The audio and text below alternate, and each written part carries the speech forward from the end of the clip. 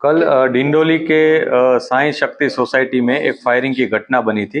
इस घटना में एक दो व्यक्तियों को इंजरी हुई थी। इस बनाव के अनुसंधान में पुलिस ने एफआईआर दर्ज की है और जो आरोपी है उसको हिरासत में ले लिया है और उसकी जो गिरफ्तारी है उसके लिए हम कार्यवाही अभी शुरू कर दी है। आरोपी का नाम है उमेश तिवारी।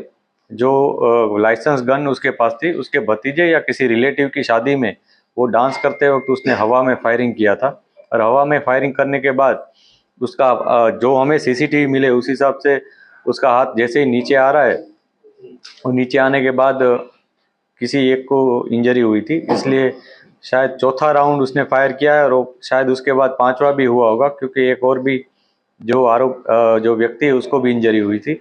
इसलिए मिनिमम 4 और उससे भी ज़्यादा फायर हुआ हो सकता है। उसकी हम कार्यवाही कर रहे हैं। जो आसपास के सीसीटीवी फुटेजेस हैं, जो हमें और भी एविडेंस मिल रहे हैं, उसके हम कलेक्ट कर रहे हैं। जो लोग हैं वहाँ पे जो घटना में शामिल थे, यहाँ पे जो शादी में लोग आए हुए थे, उनके भी हम स्टेटमेंट ले रहे हैं और जो भी इंफॉर्मेशन मिलेगी उसके ऊपर हम आगे की कार्यवाही करेंगे।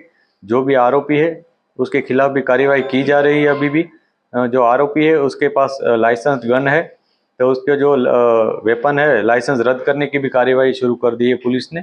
इसके अलावा उसको गिरफ्तार कर लिया है और उसका स्टेटमेंट भी लिया जा रहा है अभी। सर, जो फरियादी उन्होंने बताया कि जो कोई कारण सर हथियार अच्छे करने की वजह से, ये फरियादी ने बताया है कि पुलिस को उन्होंने गैर मार्ग पे ले जाने की कोशिश की है। तो फरियादी जो बता रहे थे उनके खिलाफ कुछ कार्रवाई? अभी जो फरियादी ने इंफॉर्मेशन दी थी प्राइमरी, कल रात को 11:15 के आसपास ये घटना बनी थी। बाद में फरियादी को इंजरी होने के कारण तुरंत ही हॉस्पिटल ले जाया गया। पुलिस ने हॉस्पिटल में जाकर उनसे उनकी फरियाद ली। मतलब रात को आप समझ सकते हैं 12 बजे के बाद की ये इन्फॉर्मेशन है कि पुलिस को ये इन्फॉर्मेशन मिली प्राइमरी कि फरियादी के साथ ये घटना बनी है। फरियादी खुद ऐसा बता रहा था फरियाद में कि ये घटना एक्सीडेंटली बनी है, जबकि जो आरोपी है उसके अपने होल्स्टर में वेपन वापस रख रहा था, इस दौरान बनी हुई। इस तरह की इन्फॉर्मेशन फरियादी ने दी थी। लेकिन बाद में पुलिस को अलग अलग एविडेंस मिले हैं और जिसमें जो आरोपी है वो हवा में 3 राउंड फायर कर रहा है और बाद में उसका हाथ कहीं नीचे जा रहा है और फिर एक व्यक्ति है उसको इंजरी हुई है।